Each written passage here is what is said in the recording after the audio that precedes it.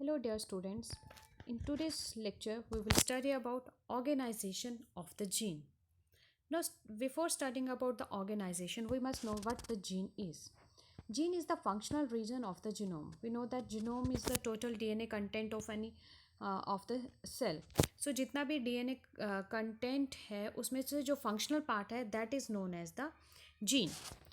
Oh, only a small part जो है किसी भी जीनोम का it is functional and it has been found that some part of the genome has the regulatory role also.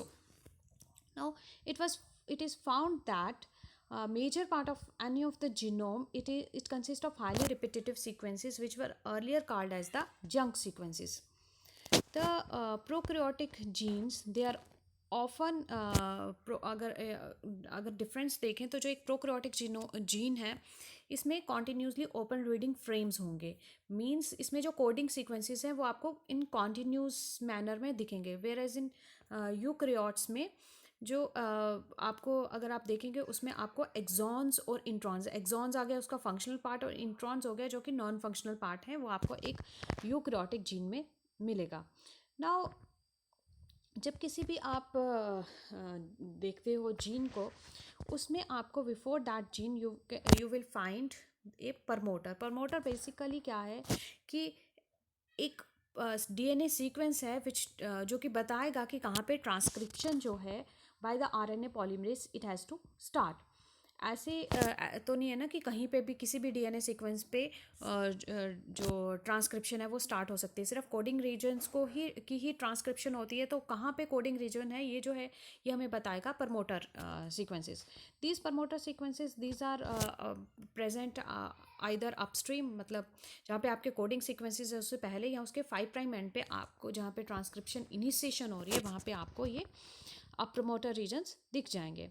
Now ये जो promoter regions हैं इनका main function क्या होता है कि हियर द आरएनए पॉलीमरेसिस और जो भी the transcription factors which are required for the transcription this bind to this promoter region. Now the promoter region which are found in case of bacteria and those in case of the eukaryotes are different. Now firstly taking the bacterial promoters here, if you can see the diagram. In the diagram here the +1 region it denotes +1 का मतलब है कि कहाँ पे जो RNA है उसका first nucleotide जो है ये यहाँ से स्टार्ट हो रहा है. Now before that you can see the -10 region. This -10 region it is also known as the Pribno or the Tata box. Its sequence is TATAAT. Now this is located mine at the मतलब जहाँ पे आपकी transcription start हो रही है उससे 10 sequences before. Now also you can see another important recognition. This is the second recognition sequence. It is present at -35 region. -35 हो गया कि जहाँ पे आपका ट्रांसक्रिप्शन स्टार्ट हो रहा है यहाँ पे आपका फर्स्ट आरएनए का न्यूक्लियोटाइड है उससे 35 sequences before. Now this has the sequence TTGACA.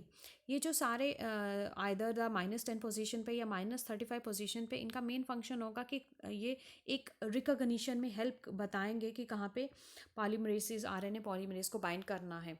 Now another is the eukaryotic promoter. In case of eukaryotic promoter जो important recognition जो sequences हैं या consensus sequence जो present हैं वो आपको दिख रहे हैं at first is the Tata box. ये जो Tata box है it is located 25 to 30 base pairs upstream of where the transcription starts.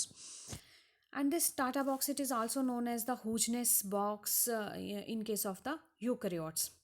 Now another important recognition sequence you can find at the which is located 70 to 80 base pairs upstream of the transcription start site. This is known as the CAT box, CAAT, CAT box.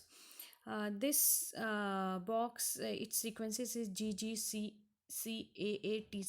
These consensus sequences present in this box region.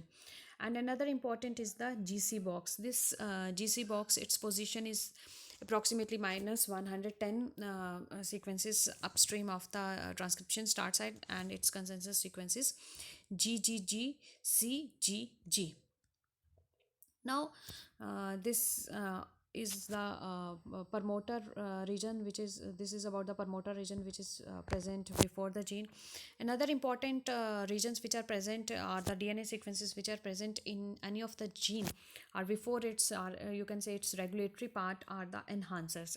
The main functions of the enhancers is to increase the expression of the genes. जब जहाँ कहीं पे भी enhancers present होंगे वो जिसके भी पास या adjacent region में present होंगे उस जीन की एक्सप्रेशन को, एक्सप्रेशन मीन्स ट्रांसक्रिप्शन रेट को एनहांस करेगा।